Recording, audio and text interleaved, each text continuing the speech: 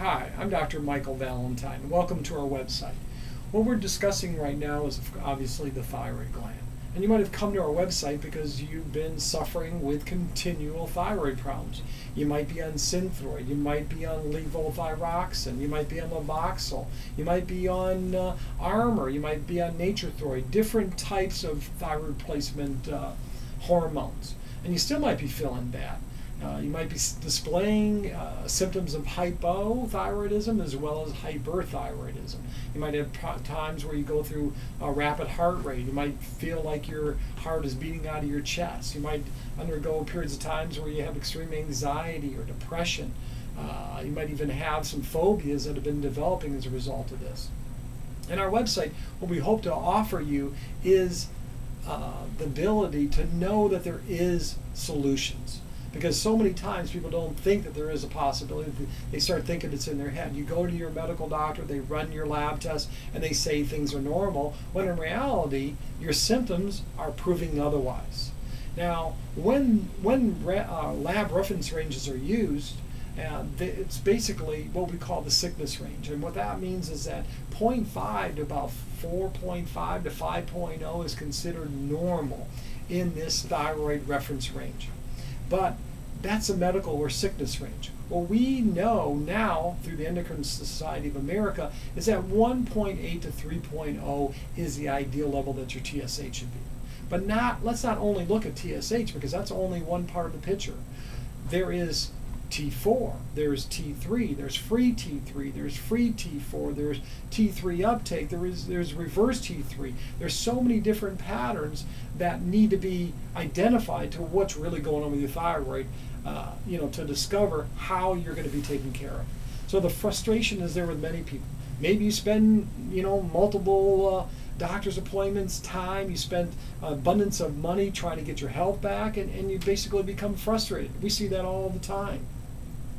One of our patients came into the office and she was diagnosed with Graves' disease, which is a hyperthyroidism, and she was given three choices. One was to have her thyroid removed surgically. Secondly, she was given the choice of killing it off with radioactive iodine.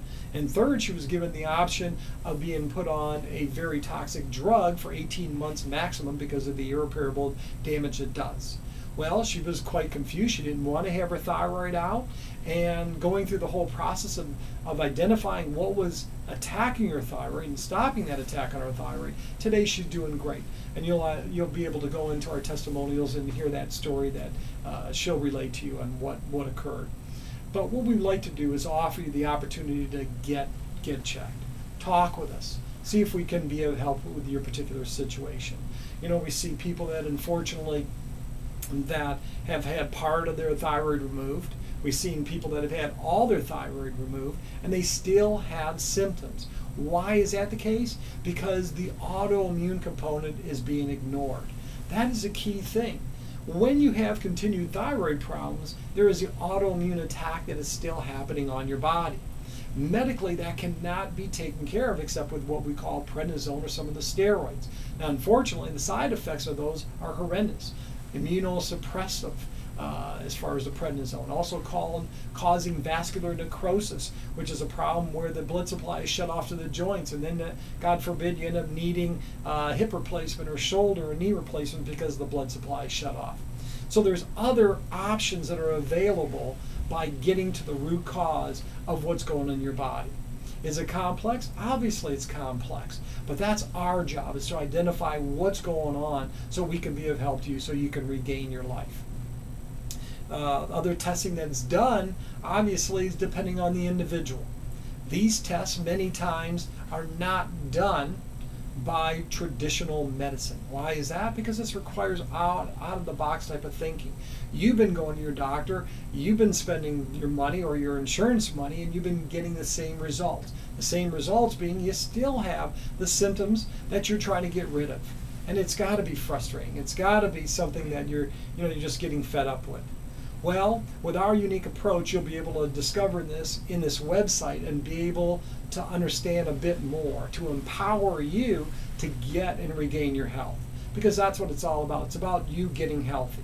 We've seen individuals that unfortunately that have had problems to the degree where they've had this hypothyroid state for so long that they end up with other concurrent problems, gallbladder problems, intestinal gut type of problems, obviously hair loss that you might have gone through yourself, or people, the thinning of hair. Problems with the last 1/3 of the eyebrow, losing the hair there, growing facial hair because the hormones are disrupted. So there's so many complicating things, and also what typically happens with a thyroid individual is that it leads into other complicated problems like diabetes. Maybe you've been diagnosed with that, or maybe you're on the border into a state of what we call insulin resistance.